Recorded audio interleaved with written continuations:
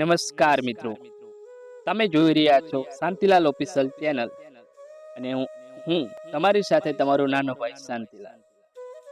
એક સમયની વાત છે મિત્રો, ખૂબ જ જાણવા જેવી અને ખૂબ જ સમજવા જેવી છે, એટલે વિડીયોની અંત સુધી નિહાળજો અને ચેનલ ઉપર નવા હો તો ચેનલને સબસ્ક્રાઇબર કરી દેજો. દીકરીનું સાસરિયું માથા ભારે, એ સમયે કેવો હતો અને દીકરીઓ કઈ રીતે રહેતી હતી, અને જ્યારે સાસુ માથા ભારે હોતી ને ત્યારે એ દીકરીઓ કઈ રીતે રહેતી હતી અને પોતે પોતાના સાસરિયામાં પોતે જિંદગી વિતાવતા હતા. કહેવાય છે ને કે દુઃખમાં શોભે એ દીકરી સાસરીએ, એ દીકરી દુઃખમાં શોભે એ દીકરી સાસરીએ, પિયરમાં નહીં. એટલે આજે મારે હકીકત જે સત્ય બનેલી ઘટના છે એનો પ્રસંગ આજે મારે કહેવો છે તમને મિત્રો. એક ગામડું હતું, એ ગામડાની અંદર માલિપા એક ગરીબ પરિવાર હતો. એમાં પિતાને એકને એક જ દીકરી હતી, પિતાને એકને એક જ દીકરી હતી અને એ દીકરી સાસરીએ હતી. ત્યારે ભાઈ 1 વર્ષનો ઓઢિયામાં, ત્યારે એ દીકરીએ ત્યારે ભાઈને જોયો હતો, નાનો હતો ને 1 વર્ષનો, ત્યારે એ બહેને પોતાના ભાઈને રમાડ્યો હતો. ત્યારે એ દીકરી સાસરીએ હતી. કહેવાય છે કે 20 વર્ષ થઈ ગયા છે, 20 વર્ષ પિયરમાં આવ્યા ને એ દીકરીને થઈ જાય છે. અને ત્યાંનું સાસરું કહેવાય કે માથા ભારે સાસુ હતી. કદાચ દીકરી પિયર હમ ઓસંગ્યું કરીને સૂતી હોય ને તો સાસુ અડધી રાતે જગાડતી કે વહુ તમારું ઓસિંગું છે ને એ ફેરવી નાખો, નખા તમને પિયરના સપના આવશે. એ પિયર આમું ઓસું કરી અને દીકરીને ન સુવા દેતી એની સાસુ. તમે વિચાર કરો કે માલિપા એ કેટલી માથા ભારે સાસુ હશે અને એ દીકરી ઉપર કેટલું દુઃખ હશે. સાહેબ એ કહેવાય કે સાહેબ એ પિયરના ઝાડવા જોયા ને 20 વર્ષ થઈ જાય માલિપા. તમે વિચાર કરો કે દીકરીને કેટલું દુઃખ એના ઉપર વીતી ગયું છે માલિપા. અત્યારના સમયમાં એક મહિનાની અંદર આવતા હોય છે અને એ સમય કહેવાય કે દીકરીને 20 વર્ષ થઈ ગયા છે, પિયરનું ઝાડવું જોયું નથી. ભાઈ નાનો હતો ને ત્યારે ભાઈને જોયો હતો, પણ અહીં તો ભાઈ જુવાન, હવે ઘોડા ખેલે ને એવડો મોટો 20 વર્ષનો થઈ ગયો છે માલિપા. પણ આ બહેને નથી મા બાપુજીનો મોઢો જોયો કે નથી પિયરના ઝાડવા જોયા. 20 વર્ષ થઈ ગયા છે તો માથા ભારે સાસરિયું હતું સાહેબ. કહેવાય ને કે બહુ સાસુ હતા ને એ બહુ માથા ભારે, પિયર હમું ઓછું કરે અને દીકરીને સુવા ન દેતા સાહેબ. અને દીકરીએ કહેવાય 20 વર્ષમાં ત્યારે નામ એવું નથી લીધું કે મારે પિયરમાં જવું છે માલિપાઈ. પિયર હમું ઓછું કરીને સાસુ ન સુવા દેતી હોય તો પિયરમાં જવાનું દીકરી નામ કઈ રીતે લે માલિપા.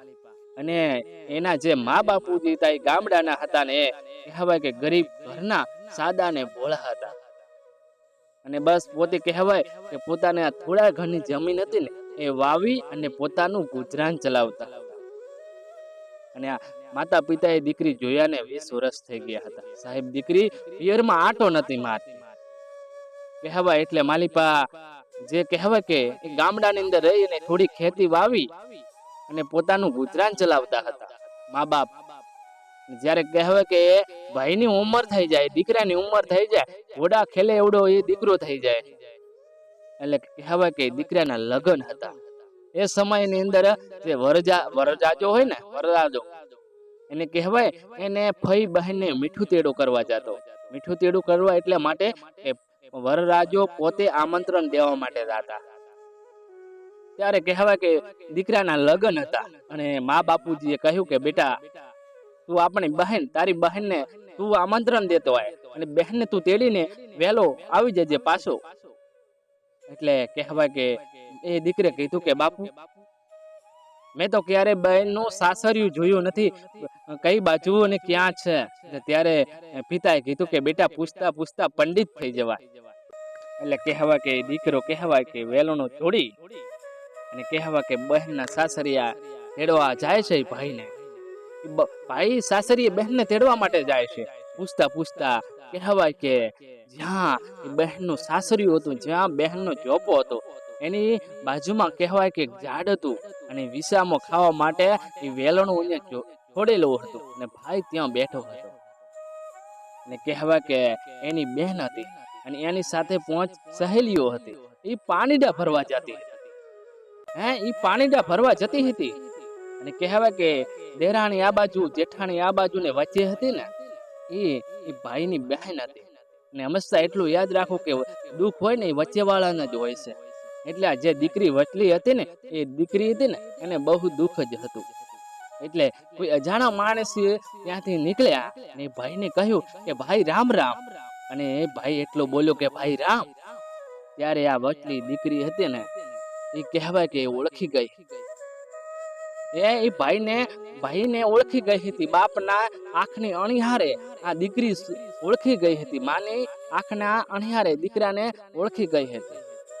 અને એને યાદ આવ્યું કે મારા બાપા ડેલીમાં બેઠા હતા ને કોઈ એમ કહેતું કે ભાઈ રામ રામ. ત્યારે મારા બાપા એટલું કહેતા કે ભાઈ રામ, આ પડકારો છે ને એ મારી ડેલીનો છે.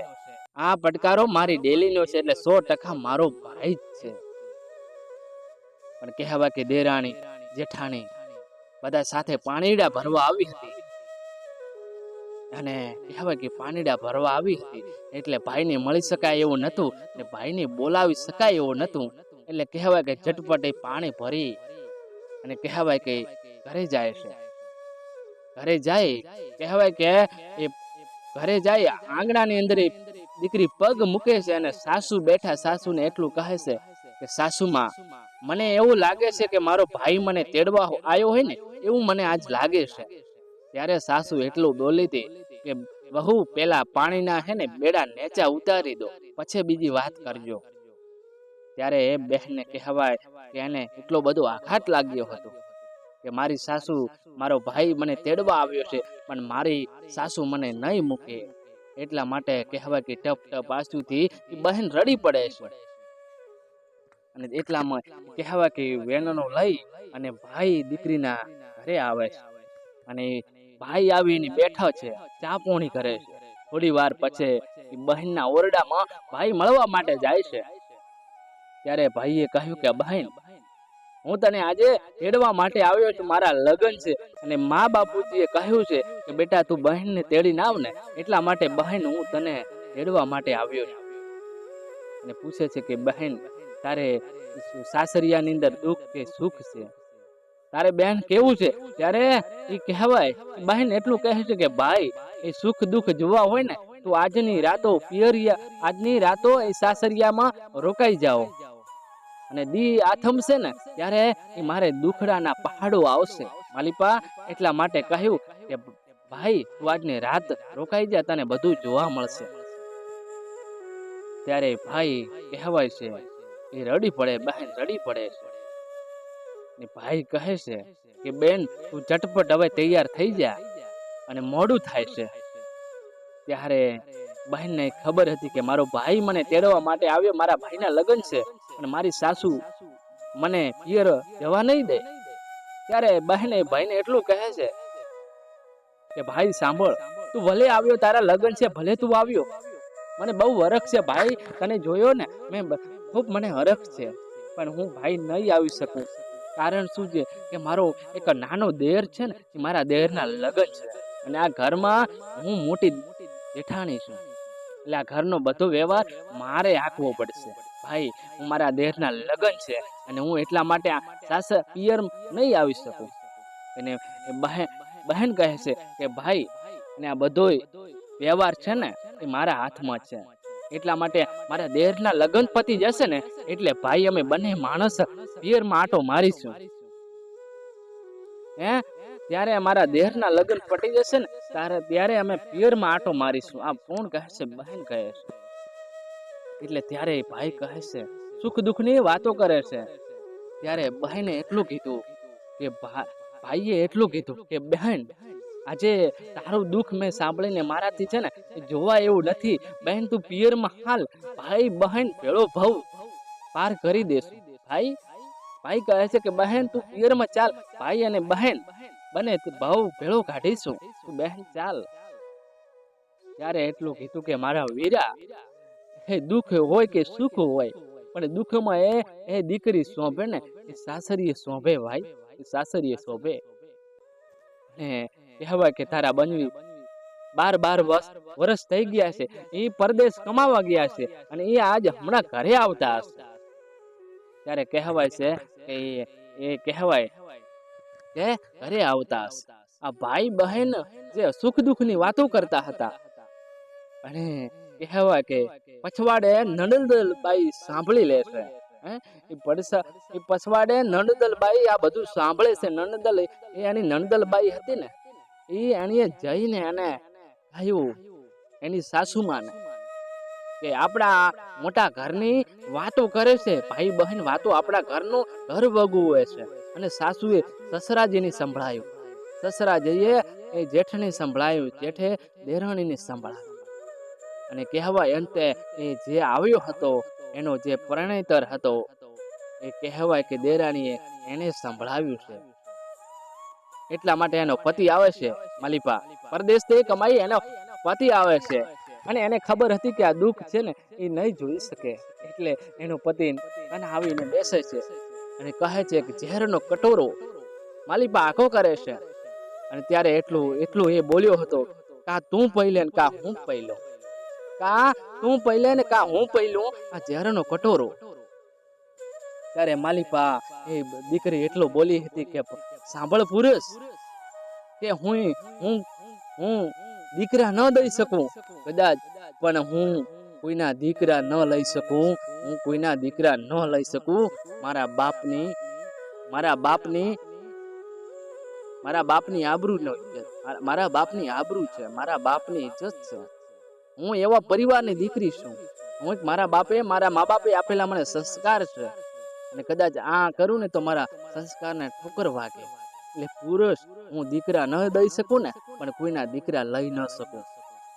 એટલા માટે એ કહે કે સાંભળ પુરુષ, કે એક તહેવાર આવ્યો હતો ત્યારે કહેવાય કે વાટી ઘોટી અને એ કટોરો મહેંદીનો ભર્યો હતો. ત્યારે મારા દિયર મારું ખૂબ રાખતા હતા અને મારા ભાઈના જેમ રહેતા હતા. ત્યારે મને વાટકો આપેલો હતો કે લો ભાભી, આ વાટી ઘૂંટીને મહેંદીના ઘૂંટડા તમે રંગો હાથ ભાભી. ત્યારે એટલું મેં કીધું તું કે મહેંદી રંગીને હું શું કરું, મારો મહેંદી રંગીને હું શું કરું, મહેંદીનો જોનારો બેઠો હે પરદેશ.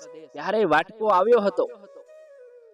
કહેવાય છે દીકરી માલિપા દુખિયા પરિવારની દીકરી, કહેવાય કે હું દીકરા ન આપી શકું, પણ કોઈના દીકરા હું ન લઈ શકું. ત્યારે કહેવાય કે ઝેરનો વાટકો એ લે છે માલિપા દીકરી, અને કહેવાય છે કે આંખો બંધ કરી દે. કોઈ વસ્તુ કરવી હોય ને, કોઈ અવળું પગલું ભરવું હોય તો એ ખુલ્લી આંખે ન થઈ શકે, એ નજર બંધ કરવી પડે. એટલે કહેવાય આંખો મેચી અને કોટડો ભરે છે માલિપા. તારે કોટડો ભરે છે તારે એની અંદર એ ચિત્ર દેખાય છે. એ ચિત્ર એવું દેખાતું હતું કે ભાઈ અહીંયા પિયરમાં વરરાજો છે, ફેરા ફરે છે અને મા બાપુજી બેઠા છે. ભાઈ હું આવ્યો તો એ બધું ચિત્ર દેખાય. એ બધો પ્રેમ ભેગો કરી માલિપા એ બેન કહેવાય કે દીકરી ઘૂંટડો ભરી ગઈ હતી માલિપા. એ ઘૂંટડો કહેવાય ને એ ભરી ગઈ હતી. ત્યારે એટલા માટે મારો કહેવાનો સૂર એ છે મિત્રો કે જ્યાં જ્યાં સંસ્કાર પડેલા છે માલિપા, જ્યાં જ્યાં સંસ્કાર પડેલા છે માલિપા, દેશની અંદર મોટો ફાળો આ દીકરીઓનો છે માલિપા, દીકરીઓનો છે.